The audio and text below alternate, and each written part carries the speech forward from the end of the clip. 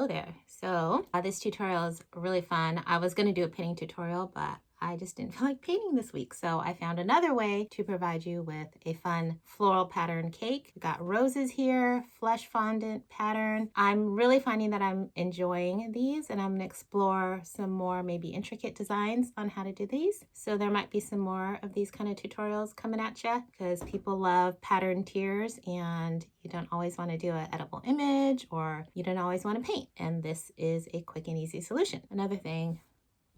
So today I'm feeling a little under the weather, and I did not have it in me to do my hair. So lucky for me, I recently got my sample in of my butter cap. It's embroidered. Can you see it?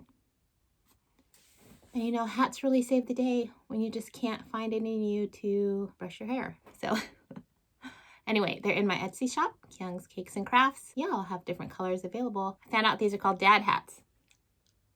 Who knew? Things you learn on social media. Anyway, I guess I'm out of the loop. I don't know what the kids are wearing these days, so let's get into the tutorial. All right, to start, I just have a little bit of green fondant, and I'm gonna just pinch off really small little balls, roll them between my fingers until I get little shapes like that. I don't know if it's hard to see. Just roll them to the little thin, I don't even know what you would call those. So you just need a bunch of those. I made some over here. I'm going to put them into a little Ziploc bag, and inside the Ziploc bag I have just a little piece of paper towel that is damp. I don't know if it helps it not dry out, but I like to think that it does. Let's put those in there and set those aside for now. So for the fun part, what we're going to do is we're going to take about the same size balls of these two colors. One color being the color you're going to use to fondant your entire cake in, so your base color. And then one color for the flower. And you're just going to roll out some coils. So they're about the same size. And press those together. And then you're going to roll them a little more so they're more stuck together and thinner. So pinch the ends. That. Okay, and then all you have to do is take it and turn it so the pink side is on the bottom, and then you're going to roll inward so you start to get a spiral. And you want the pink on the outside. Like that. And then you're going to start twirling it between your fingers to make it smaller in circumference, but thicker this way. But you want it to kind of remain flat on the sides. Okay, and then once you get it to a thickness where you can start to roll it between your palms, just go ahead and do that.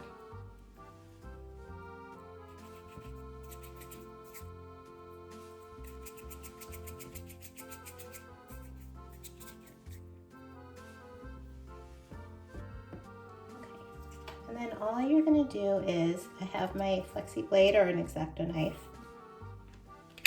and you're just going to slice off little coils. I like to turn it ever so often. And what you're going to get is, I don't know if you can see these little sort of coils. You can sort of see the white inside of there, and it's not so detectable at the moment, but it will be when you roll it out. So in the meantime, I've made more over here, and I'm going to put them into this baggie. I have another piece of moist paper towel in there, and I'm going to set those aside while I roll out my fondant. And one other tip, if you want to vary the size of the flowers on your final piece, just cut some pieces a little thicker or thinner, and that'll give you bigger and smaller flowers. You can use the side that has the pink didn't go all the way around the outside. Those end up looking pretty too, so I'm going to cut a few of those off.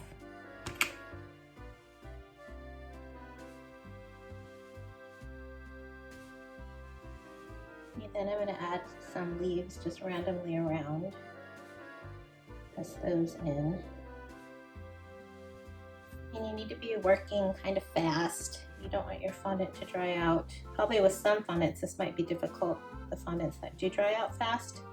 I'm using Massa Tessino mostly, and a little bit of Wilton. Okay, then just give it sort of a good push.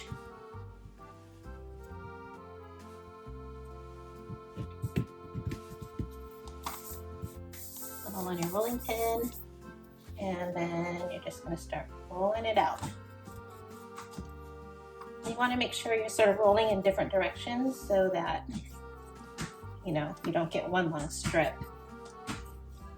And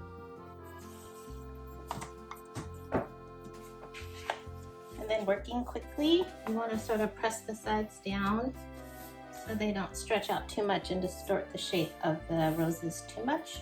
If you want to watch a more thorough fondanting demo video, I will put the link above. It's in my Let's Talk About Fondant video.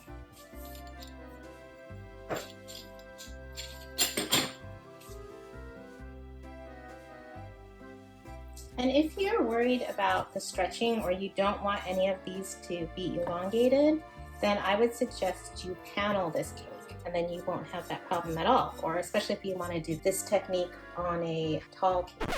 Okay, so I was thinking about another solution if you don't want to panel your cake, because I will do anything I can to avoid paneling a cake. So I like to drape my cakes, but I noticed that obviously when you drape your cake, the rosettes that go down on the side tend just to elongate this way and become sort of really like long ovals, which I don't mind so much. But if you do mind that, how to counteract that a bit is the rosettes that you're going to start putting on the side. Obviously these are not rosettes, this is just an example. You're going to want to start to put them onto your fondant in sort of this elongated way.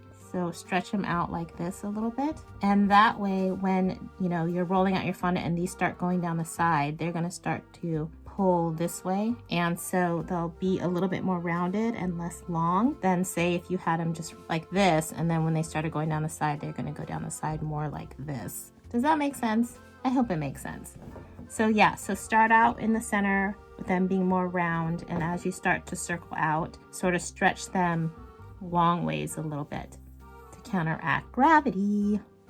Another trick is if you have a little lumpiness or something in your fondant, take some of the fondant you use that you cut off, and you can just buff out your fondant, and that helps minimize some of the little dents if you have any little dents or anything like that. It's just sort of a buffer.